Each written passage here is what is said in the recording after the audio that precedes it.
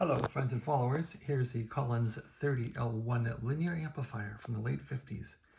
So if you have one of these and you try to say key up the relay, so with the antenna relay jack, you can just ground it and this thing will, it'll key up. So this one was chattering and turns out the capacitor here was shot. So there's an 8 UF in here and I put a 10 in and that works fine. So I just jacked in this little 10 UF capacitor here and tested it and it worked fine. So to make the bias voltage for the finals, which is very important to have, if that voltage goes out, your finals are going to red plate and run away. So there's a little diode here. Right there, somebody replaced it, I think. A little diode there. And then a capacitor goes here, which this one was here.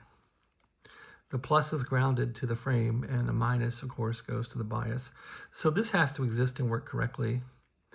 I was a little worried that 8 microfarads wouldn't be enough, but it seems like it works. So that's what was in here.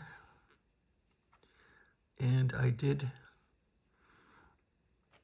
use this one and it's working fine. So I'm going to now solder in this capacitor and it's working fine. So that's it. I put this thing all back together.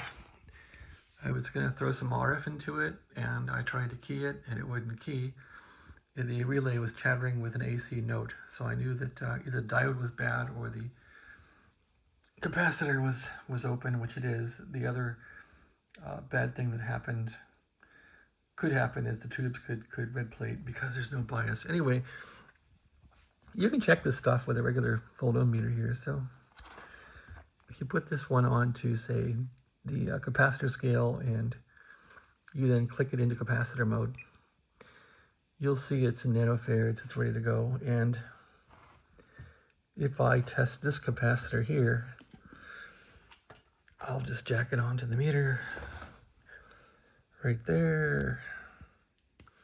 Okay, the other end is here, so I'll jack it onto the meter here.